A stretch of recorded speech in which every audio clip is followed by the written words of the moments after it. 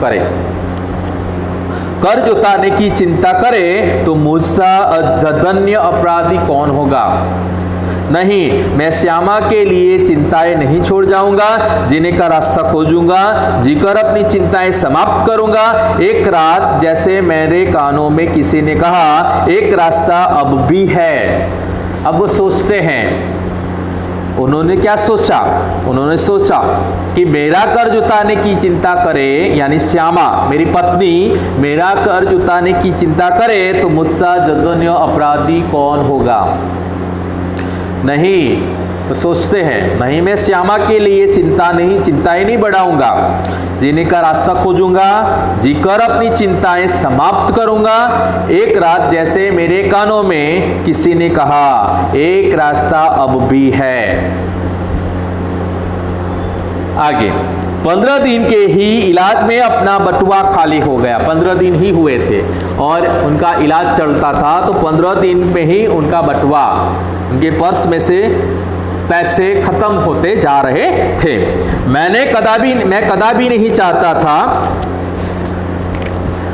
कि पिताजी घर को हाथ लगाए, यानी उनके पिताजी ने कहा था कि चिंता मत करना, घबराओ मत, मैं घर बेचकर भी तुम्हारा इलाज करवाऊंगा। तो क्या लिखा है, कदापि नहीं चाहता था कि पिताजी घर को हाथ लगाए, यानी पिताजी अपना घर बेचे, अपनी वृद्धावस्था में शांति से बैठने को चाहे, उनको भूखे नंगे ही बैठना पड़े। उन्होंने एक शरण स्थल बनाया था, यानी लेखक के पिताजी ने लेखक को कहा था कि तुम चिंता मत करो, तुम घबराओ मत, मैं घर बेचकर भी तुम्हारा इलाज करूंगा। लेकिन लेखक ऐसा चाहते नहीं थे। वो क्या कहते हैं, उन्होंने ऐसा कहा, मैं कदापि नहीं चाहता था कि पिताजी घर को हाथ लगाए, अपनी वृद्धावस्था में शांति से बैठने को, चाहे उनको भूखे नंगे ही बैठना पड़े। लेखक नहीं चाहते थे कि उनके पिताजी उनका घर बेचे, यानी अपना घर बेचे। वृद्धावस्था में शांति से बैठने के लिए छत तो चाहिए, तो क्या लिखा है, अपनी वृद्धावस्था में शांति से बैठने को, चाहे उनको भूखे नंगे बैठना पड़े। उन्होंने एक शरण स्थल बनाया था।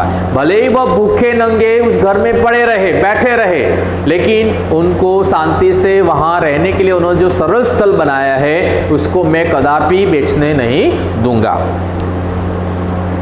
मैं उससे उन्हें वंचित करने का कारण नहीं बनना चाहता था। पर यह भी नियति का एक व्यंग्य है कि मेरे पिता माता दोनों में से किसी को अपनी छत के नीचे अपनी अंतिम श्वासें छोड़ने का योग नहीं बना था। ना जाने राम कहाँ लागे माटी, पर उस समय मैं कैसे जानता।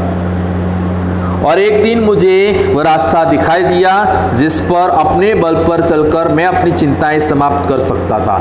एक दिन क्या हुआ, उनको रास्ता दिखाई दिया कि वह अपने बल पर चलकर अपनी चिंताएं समाप्त कर सकते थे।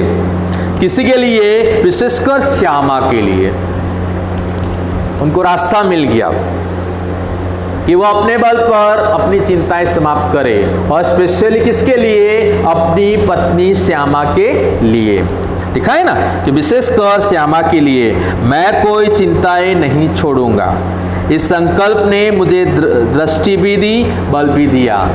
मैं अपनी चिंताएं अपनी पत्नी श्यामा पर छोड़ूंगा नहीं, ऐसा श्री हरिवंश राय बच्चन जी ने कहा। इस संकल्प से, यानी उन्होंने संकल्प किया, इस संकल्प से मुझे दृष्टि भी मिली और बल भी मिला।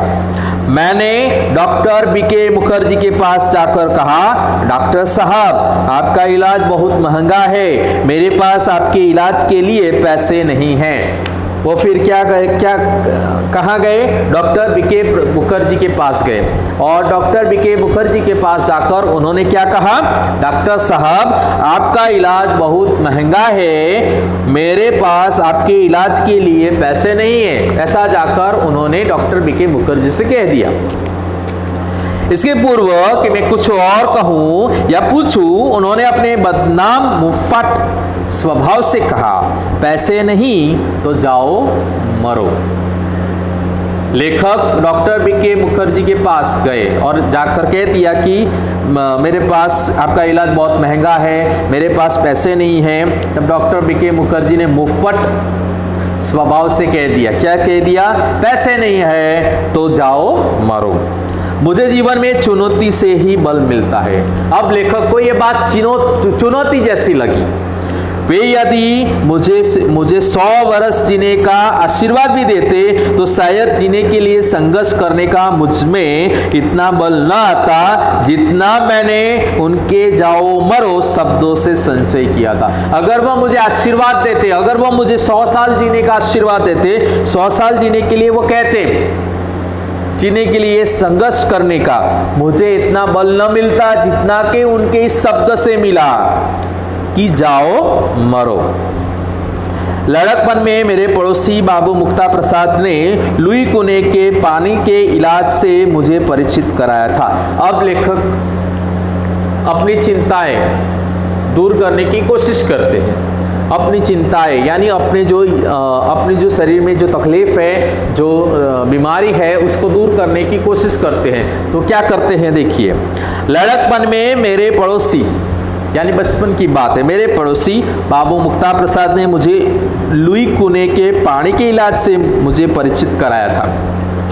मेरी ऐसी बीमारी के लिए ठंडे पानी के टब में बैठकर स्टीज बाथ लेने का विधान था।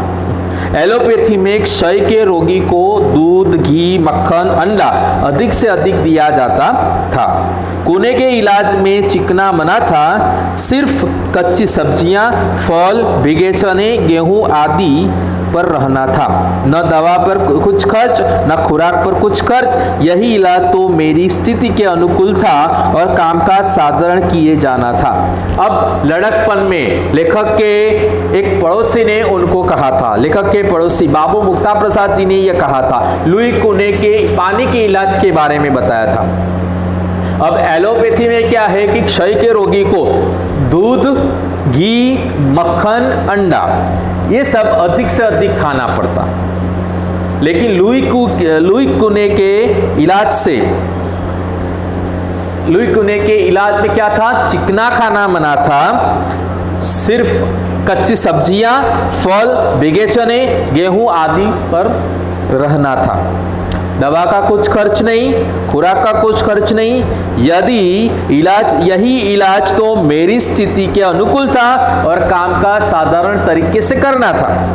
मैंने बीके मुखर्जी का नुस्खा फाड़ डाला और कुने के अनुसार स्टीज बाथ आरंभ किया। तद अनुसार खुराक आदि रखी। उन्होंने क्या किया?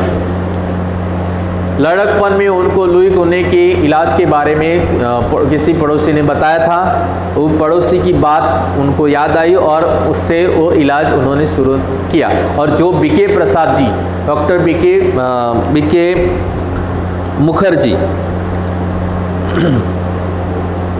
बीके मुखर्जी का जो नुस्खा उन्होंने दिया था उसको फाड़ डाला और कुने के अनुसार उन्होंने स्टीज बाथ आरंभ किया। तद अनुसार खुराक आदि रखी। स्कूल भी जाने लगा, केवल रात वाली ट्यूशन छोड़ दी। उन्होंने लुई कुने के उपचार को अपनाया और उसके अनुसार चलने लगे। फिर क्या किया उन्होंने? स्कूल भी जाने लगे, केवल रात वाली जो ट्यूशन थी वो छोड़ दी। उसका मुआवजा एक तरफ से किताबों की बिक्री से मिल जाता। रात का ट्यूशन बंद कर दिया, लेकिन उसका मुआवजा किताबों की बिक्री से मिल जाता था। श्यामा ने मेरा विरोध न किया। उनकी पत्नी ने भी उनके इस उपचार में उनका सहयोग दिया।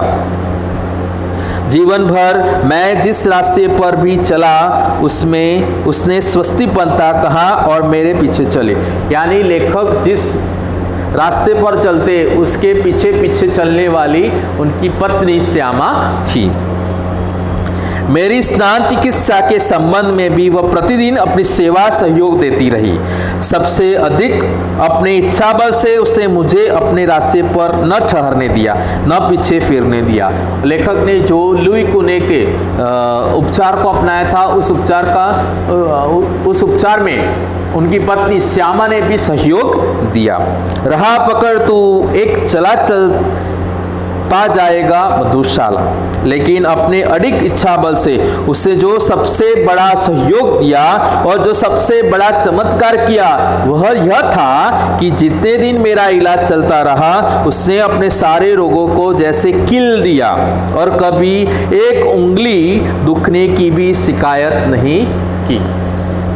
जब तक लेखक का इलाज चल रहा था, लेखक के इलाज में उनका सहयोग उनकी पत्नी श्यामा करती रहती थी। लेकिन आगे क्या है, लेकिन जितने दिन मेरा इलाज चलता रहा उससे अपने सारे रोगों को जैसे किल दिया और कभी उस उंगली दुखने की भी, जैसे कि किल दिया अपने रोगों को, उसको जो भी तकलीफ, उनकी पत्नी को जो भी तकलीफ होती थी वह जैसे कि उन्होंने अपने हृदय में ही समा के रखी है, किसी को बताया तक नहीं। एक उंगली दुखने तक की भी शिकायत उन्होंने नहीं की। शायद उसके प्रति इस निश्चिंतता ने मुझे अपने रोग से लड़ने का जितना बल दिया उतना किसी चीज ने नहीं। शायद उसकी वजह से मुझे अपने रोग से लड़ने का जितना बल मिला वैसा किसी चीज से मिला नहीं था। इस आत्मनियंत्रण, आत्मनिग्रह, इच्छा बल, हठ योग की समझ में नहीं आता उसे क्या दाम दूं। बड़ी महंगी कीमत उसे चुकानी पड़ी। उसके आत्मनियंत्रण, आत्मनिग्रह, इच्छा बल, हठ योग की समझ में नहीं आता कि उसे क्या नाम दूं।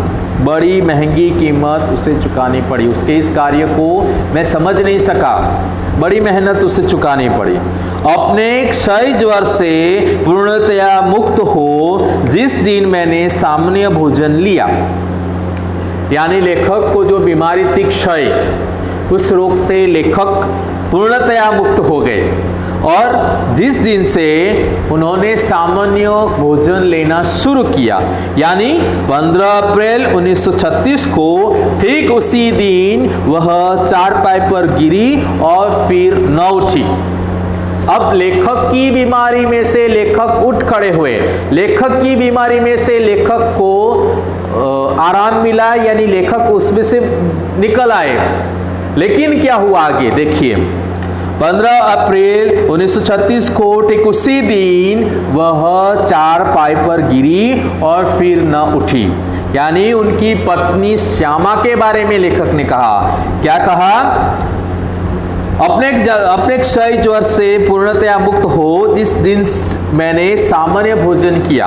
कौन से दिन? 15 अप्रैल 1936 को ठीक उसी दिन से वह चारपाई पर गिरी। वह चारपाई पर गिरी, उसका मतलब उनकी पत्नी श्यामा। 216 दिन बराबर रुखशैया पर पड़े रहने के बाद 17 नवंबर 1936 को उसने अपना शरीर छोड़ दिया। 216 दिन रुखशैया पर वो पड़ी रही, यानी रोग से झुझुमती रही। और 17 नवंबर 1936 को उससे अपना शरीर छोड़ दिया। 17 नवंबर 1936 को उनकी पत्नी श्यामा की मृत्यु हो गई। श्यामा को और अपने विवाहित जीवन के अंतिम 18 महीनों में मुझे और उससे दोनों को मौत के साथ संघर्ष करना पड़ा। 18 महीने तक लेखक और उनकी पत्नी ने मौत से संघर्ष किया। मेरे संघर्ष में श्यामा ने अपनी इतनी आंतरिक मंगल कामना दी, इतना सहयोग दिया, इतनी अपनी सेवा दी, इतना अपने को दिया, इतना अपनी ओर से मुझे चिंता विमुक्त रखा कि मैं उस संघर्ष में विजयी हुआ। 18 महीनों से हम दोनों संघर्ष कर रहे थे मृत्यु से, लेकिन मेरी पत्नी ने, लेखक क्या कहते हैं कि इतना सहयोग दिया, इतनी मेरी सेवा की, इतना अपने को दिया, यानी मुझे दिया, इतना अपनी ओर से मुझे चिंता विमुक्त रखा मैं उस संघर्ष में विजयी हुआ, पर उसके संघर्ष में बहुत मैंने अपनी शुभकामनाएं दी, बहुत सहयोग दिया, बहुत सेवाएं दी, बहुत अपने को दिया, पर वह पराजित हो गई। हम दोनों ने संघर्ष किया 18 महीनों तक, हम मौत से झुंझुमते रहे। 18 महीनों तक हम दोनों ने संघर्ष किया। लिखा है ना कि जीवन के अंतिम 18 महीनों में मुझे और उसे दोनों को मौत के साथ संघर्ष करना पड़ा। हम दोनों ने एक दूसरे की संभाला, एक दूसरे का ध्यान रखा, लेकिन मैं उस संघर्ष में जीत गया। लेकिन क्या लिखा है, बहुत मैंने अपनी शुभकामनाएं दी, बहुत सहयोग दिया, बहुत सेवा दी, बहुत अपने को दिया, पर वह पराजित हो गई। मैं जीत गया लेकिन वह पराजित हुई। संभवतः एक मोर्चे की कमजोरी से वह मेरे विषय में मृत्यु की अंतिम सांसों तक चिंता विमुक्त नहीं हो सकी।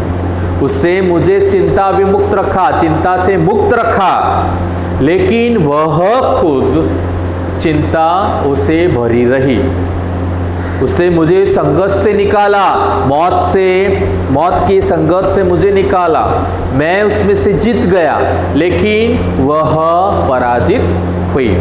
तो यहाँ पे लेखक ने अपनी पत्नी श्यामा के बारे में, श्री हरिवंश राय बच्चन जी की पहली पत्नी का नाम था श्यामा, और पहली पत्नी के बारे में उन्होंने इस पाठ में कहा है। जब लेखक बीमार थे और लेखक की बीमारी में उनकी पत्नी श्यामा ने जो सहयोग दिया और अपना जो सहयोग देते देते वह अपने जीवन को त्यागती है, उसके बारे में हमने इस लेसन में देखा। हरिवंश राय बच्चन के बारे में भी एक बात मैं बता दूं। श्री हरिवंश राय बच्चन वो हमारे हिंदी फिल्म जगत के सुपरस्टार श्री अमिताभ बच्चन जी के पिता का नाम है। श्री अमिताभ बच्चन के पिता श्री हरिवंश राय बच्चन जी है। तो आज हमने लेसन 6 पार्ट 6 मेरी बीमारी श्यामा के बारे में जाना। इसकी पीडीएफ फाइल, इसके लेसन से रिलेटेड जो भी क्वेश्चन है वो मैं पीडीएफ फाइल के द्वारा आप लोगों को भिजवाऊंगा। आप लोगों को अपनी नोटबुक में लिखना है, उतारना है, पढ़ना है। आने वाले दिनों में जब परीक्षाएं हो तो आप उसमें से पढ़ सको, इसके लिए आप लोगों को नोटबुक बनानी कंपलसरी है। नोटबुक में आप लोगों को जो भी लेसन 1 to 6 लेसन तक जो भी मटेरियल्स आए वो आपको नोटबुक में उतारना है। Thank you.